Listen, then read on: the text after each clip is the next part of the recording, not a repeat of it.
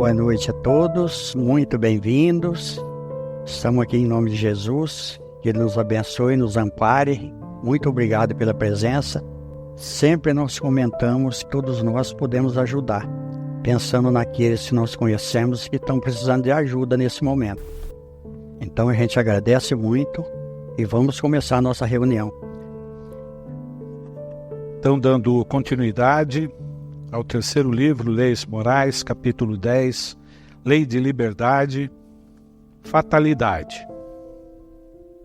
Há uma fatalidade nos acontecimentos da vida, segundo o sentido ligado a essa palavra, quer dizer, todos os acontecimentos são pré-determinados, nesse caso, em que se torna o livre-arbítrio. A fatalidade não existe senão pela escolha que fez o Espírito em se encarnando de suportar tal ou tal prova. Escolhendo, ele faz uma espécie de destino que é a consequência mesma da posição em que se encontra. Falo das provas físicas, porque para o que é prova moral e tentações, o Espírito, conservando o seu livre-arbítrio sobre o bem e sobre o mal, é sempre senhor de ceder ou de resistir. O Espiritismo, ele traz um esclarecimento para nós fantástico. Não existe fatalidade, não existe coisas pré-determinadas, mas existe uma programação espiritual. Nós vamos ver isso no livro Ação e Reação do André Luiz. Nós vamos ver lá o caso de Clarindo e Leonel. Nós vamos ver que o irmão, ele chama o Clarindo e o Leonel para dar uma volta numa lagoa.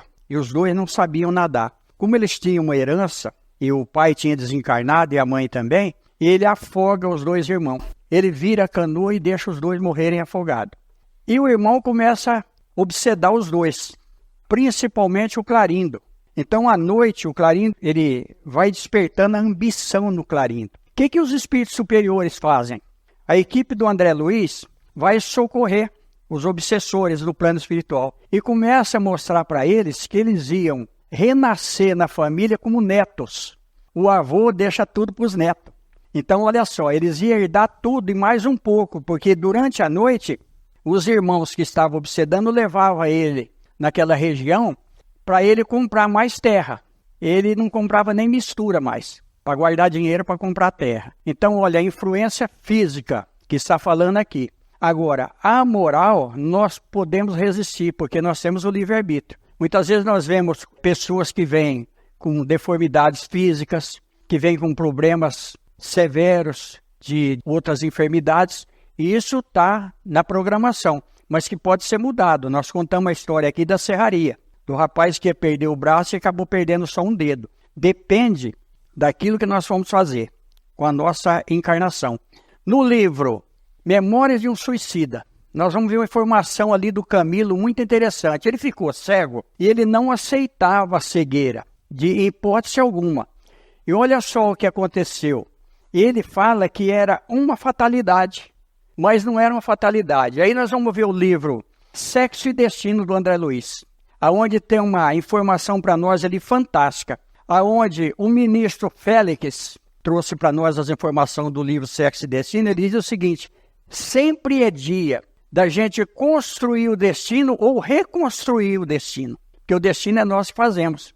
Tudo vai depender da nossa trajetória. A gente sabe perfeitamente que Divaldo Pereira Franco teve moratória, já que Chico Xavier teve 3 moratórias, porque são pessoas que são importantes para a humanidade, está trazendo coisas boas para a humanidade. Então eles vão prolongando a vida através dos atos.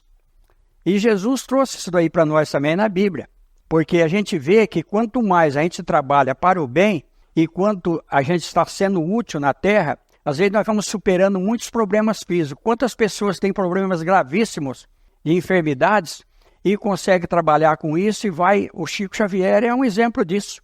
Ele tomava 12 comprimidos por dia no final da vida dele. E ele foi até o fim. Ele desencarnou trabalhando para a humanidade. Então depende de nós. Não existe fatalidade. Existe uma programação que pode ser mudada. Não é via de regra também. Ela pode ser mudada. Depende da gente.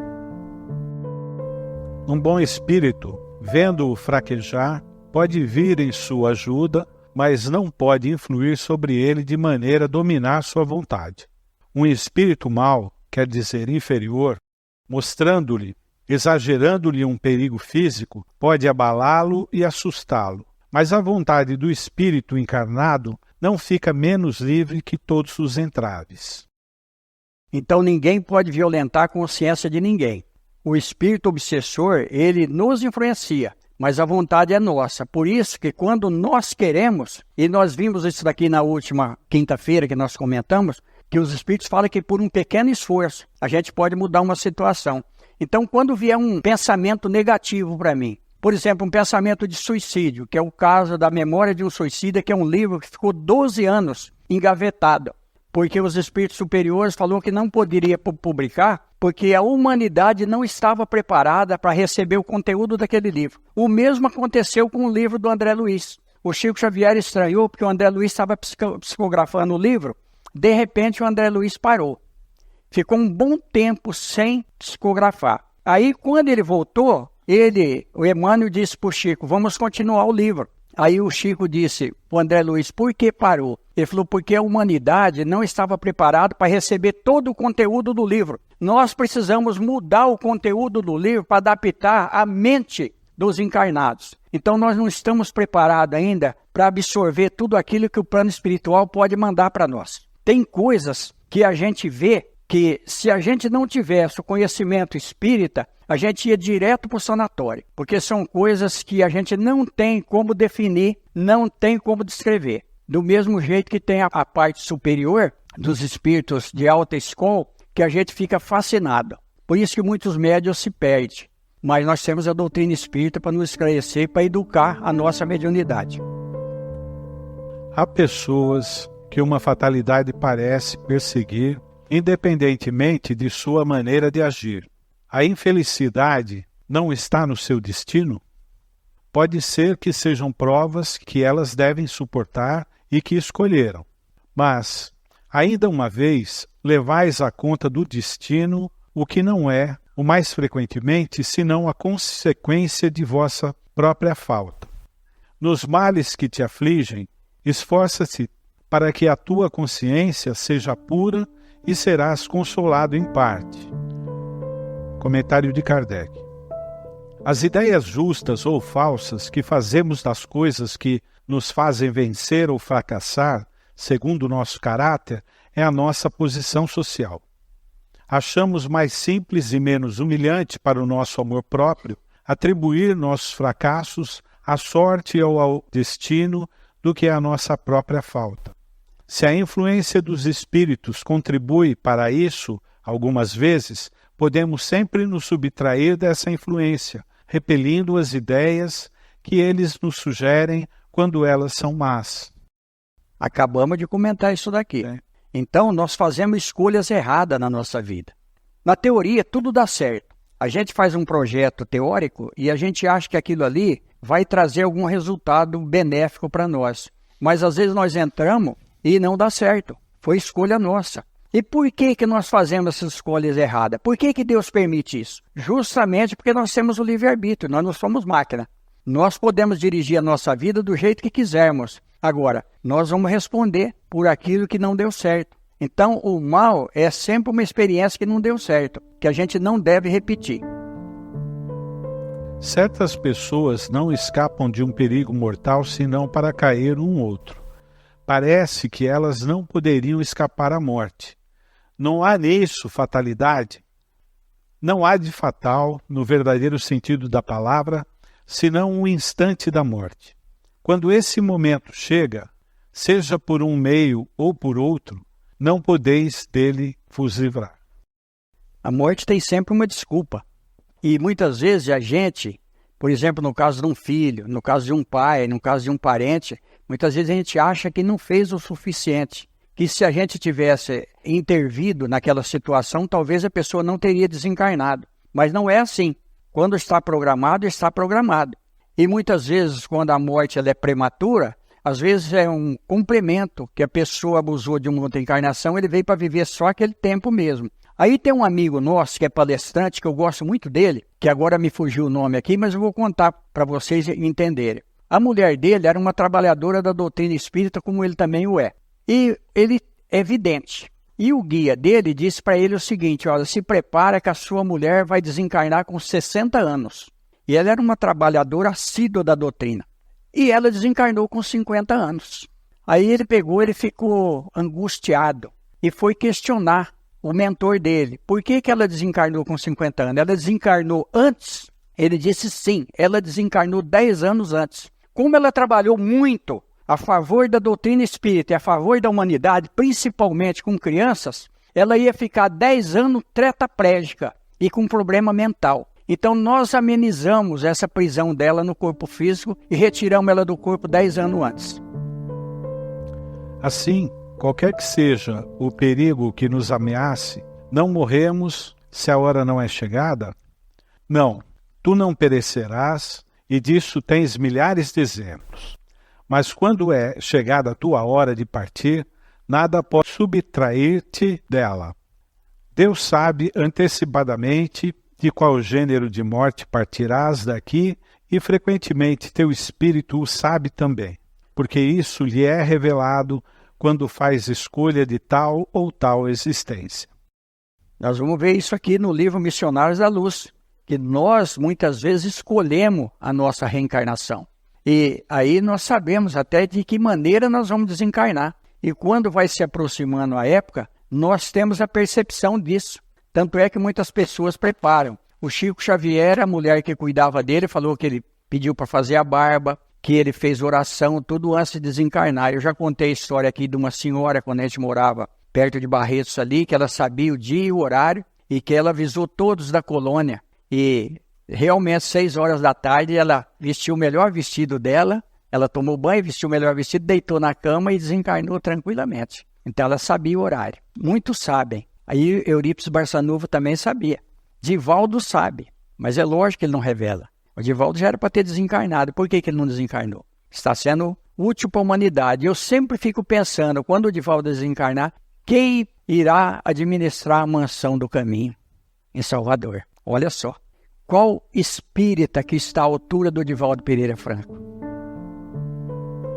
Da infalibilidade da hora da morte, segue-se que as precauções que se tomam para evitá-la são inúteis? Não, porque as precauções que tomais vos são sugeridas para evitar a morte que vos ameaça. Elas são um dos meios para que a morte não ocorra. Sim, porque nós podemos precipitar a nossa morte. Nós podemos abusar. Se eu sei que uma coisa eu não dou conta de fazer, como por exemplo eu saltar de paraquedas ou fazer um tipo de esporte que eu não estou acostumado e não tenho treino para isso, provavelmente eu tenho uma grande probabilidade de desencarnar. Então eu tenho que evitar. Todo o perigo nós devemos evitar. Isso está na preservação da vida, isso está até nos animais, na evolução nossa durante a nossa trajetória aqui na Terra. Qual o objetivo da providência ao fazer-nos correr perigos que não devem ter consequência? Quando tua vida é posta em perigo, é uma advertência que tu mesmo desejaste a fim de te desviar do mal e te tornares melhor. Quando escapas desse perigo, ainda sob a influência do perigo que correste, sonhas mais ou menos fortemente, segundo a ação mais ou menos forte dos bons espíritos, em te tornares melhor. O mau espírito sobrevindo, digo mal subentendendo o mal que ainda há nele, pensas que escaparás igualmente de outros perigos e deixas de novo tuas paixões se desencadearem. Pelos perigos que correis, Deus vos lembra vossas fraquezas e a fragilidade de vossa existência. Se examinarmos a causa e a natureza do perigo, ver-se-á que, mais frequentemente, as consequências foram a punição de uma falta cometida ou de um dever negligenciado. Deus os adverte, assim, para recolher-vos em vós mesmos e corrigir-vos. Olha que coisa importante aqui, nesse último parágrafo. Deus vos adverte assim para recolher-vos em vós mesmos e corrigi-los. Aí nós vamos ver um livro do Divaldo Pereira Franco, muito interessante, onde o rapaz, ele se tornou um boêmio. Ele e a esposa cuidavam de um orfanato. E ele teve, na época, tuberculose, que era um mal que realmente a pessoa desencarnava. Aí, contaminou um pulmão inteiro, tinha que ser extraído, e o outro estava metade, já com o bacilo de Koch, que ia ter que tirar fora. Ele foi internado, e enquanto estava fazendo a cirurgia no corpo dele, o espírito dele ficou do lado e chorava. E pedia clemência e pedia que ele queria mais um tempo. E a mentora dele era uma mulher. Essa mulher entra no quarto cirúrgico e ela roga para os espíritos superiores que desse para ele mais algum tempo de vida. Aí o médico tira um dos pulmões, o outro não mexe, porque ele falou não adianta, porque senão ele vai desencarnar aqui agora. E ele cai de joelho e pede clemência. Aí os espíritos superiores deram para ele mais 5 anos, um quinquênio, para ele mudar a vida dele. Quando ele se recupera, ele começa com uma vida regrada, ele muda totalmente a vida dele durante pouco tempo. Depois ele cai na boemia de novo. Aí ele acaba por desencarnar. Então ele teve a oportunidade. E aqui pede para pegar a 526. Na 526 nós temos uma história muito interessante que nós nem colocamos aqui. Mas eu lembro dela. Um homem sobe numa escada. A escada está podre. A escada quebra, ele cai e se mata. Os espíritos é que quebraram a escada? Olha só para vocês verem. A resposta dos espíritos, não. Ele precisava perecer dessa forma. Algum espírito influenciou ele para que ele subisse na escada, mas a escada quebrou porque já estava podre. Então ela foi só um instrumento para que ele desencarnasse. Então olha só para vocês verem. Estava na programação dele desencarnar ali, mas ele poderia ter mudado essa situação. Depende do comportamento nosso aqui na Terra. Por isso que Jesus fala que nós precisamos amar o próximo como a nós mesmos e Deus acima de tudo. Mas é muito difícil, a gente sempre tem diferença, porque nós estamos em progresso. A gente não pode também se cobrar muito, porque nós vamos ficar meio perturbados, porque é muito difícil, nós ainda temos muitas coisas a resgatar. Por isso nós estamos usando um corpo físico como o nosso. E na 532 ele vai mais longe um pouco. Ele diz o seguinte: um espírito poderia, olha só, vos livrar de certa situação. Eles falam não totalmente.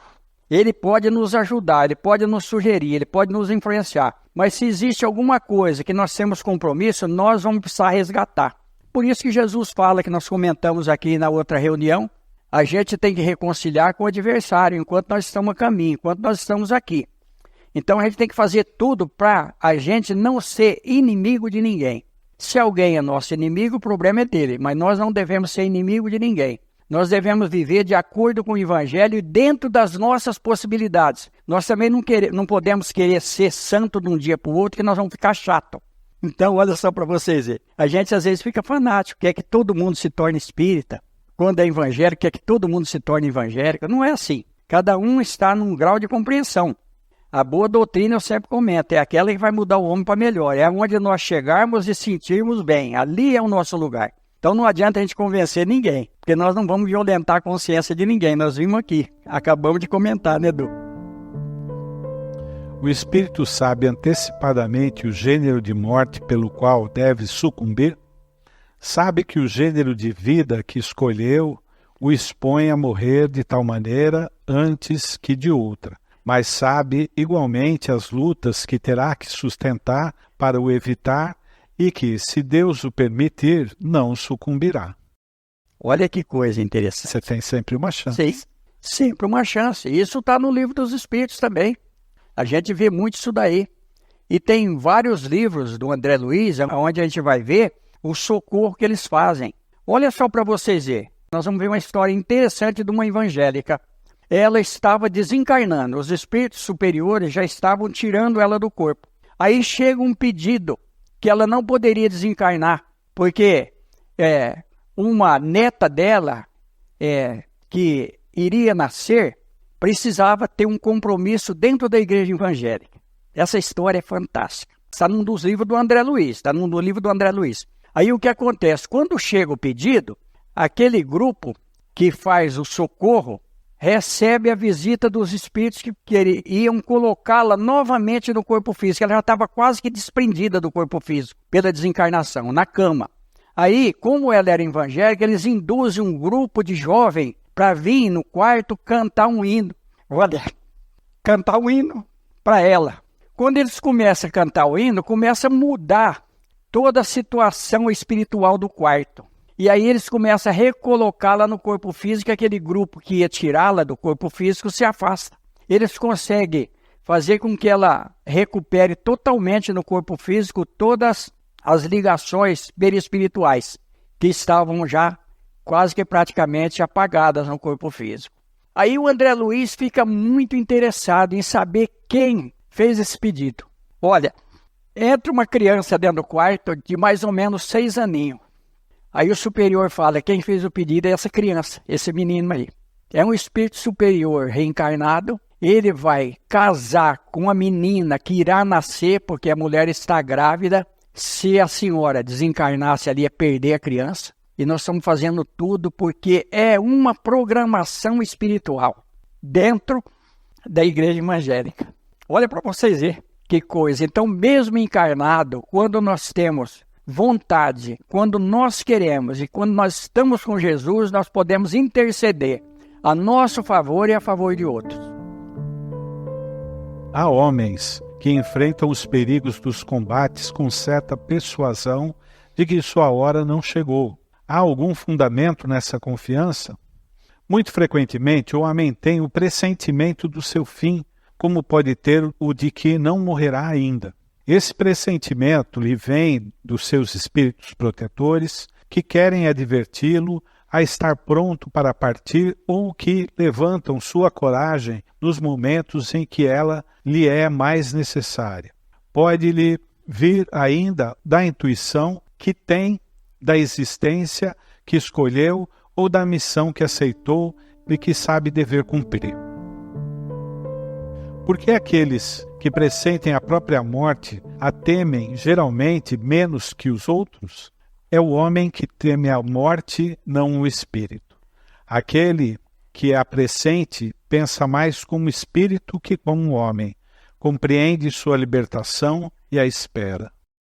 Olha só, nós vamos ver isso no livro Nosso Lar, em Casas de Lísias, é o capítulo. Nós vamos ver lá que eles estavam esperando pessoas que estavam na Terra reencarnadas e que iam desencarnar, e os espíritos sabem desse acontecimento.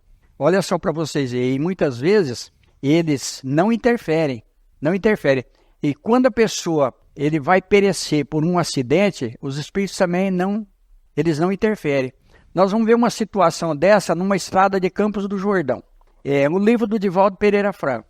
Me parece que é Grilhões Partido, o livro. Um motorista foi buscar uma mulher que estava grávida e mais um casal em Campos do Jordão, que eles tinham recebido alta. Quando eles vêm, o motorista se embriaga em Campos do Jordão. Olha só, numa curva da estrada, ele capota o caminhão. Aí desencarna a mulher e as 2 pessoas que estavam junto. E o doutor Bezerra de Menezes vem junto com um grupo de espíritos socorrê-los, porque eles já sabiam do acidente que iria acontecer. Os espíritos superiores sabem quando a pessoa vai desencarnar, eles já vão preparar para receber a pessoa, porque eles sabem que a nossa vida aqui é passageira, então o que importa é a vida espiritual. Aí o Manuel Filomeno de Miranda pergunta para o doutor Bezerra de Menezes, questiona ele, o senhor sabia que ia acontecer o acidente e que ia perecer uma mulher que está esperando criança? Ele falou, eu sabia, mas nós não poderíamos interferir. Ele fala, mas isso é injusto. O doutor Bezerra de Menezes fala, não vamos examinar a reencarnação principalmente da mulher. Aí eles vão examinar, a mulher tinha sido uma senhora de engenho. E o marido dela, ele começou a admirar o seio de uma escrava. E ele fala para ela, olha, a nossa escrava fulana de tal tem os seios muito bonitos. Ela fala, você gostou do seio dela? Eu achei muito bonito. Mas sem pretensão, ele fez um comentário ali, vamos dizer, até ingênuo. O que ela faz? Ela chama os capatazes, manda cortar os 2 seios da mulher e manda servir para ele. Então, depois de muitos anos, ela resgatou ali. E quem era a criança? Capataz ligado a ela. Olha só para vocês verem como que a vida ela tem as nuances espirituais que a gente não entende. Então, muitas vezes a gente vê a pessoa passar por uma situação, a gente analisa pelo lado físico, mas vamos ver o fundo espiritual que tem ali. Isso está em todos os livros do André Luiz, nós vamos ver ali. Principalmente no livro Obreiros da Vida Eterna. Nós vamos ver isso daí, gente. Que Deus nos abençoe, que Jesus nos ampare. Vamos fazer o nosso pedido mental. Agora é aquele momento que nós podemos pedir.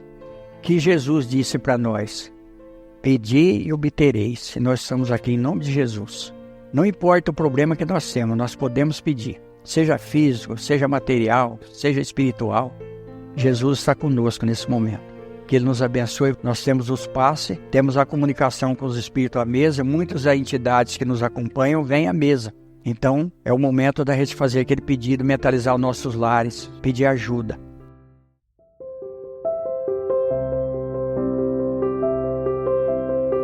Quando nós conhecemos Jesus e trazemos Ele para dentro de nós, olha, nós não somos mais o mesmo. Alguma coisa muda em nós. E não é rótulo religioso. A doutrina espírita não é a melhor religião, não é a melhor doutrina. A melhor doutrina é aquela que muda o homem, para ele ser cada dia melhor. Mas a mensagem da doutrina espírita, a gente sempre repete, é que hoje a gente seja melhor que ontem e amanhã melhor que hoje. Então essa é a mensagem para nós. Que Deus nos abençoe, que Jesus nos ampare. Muito obrigado por tudo.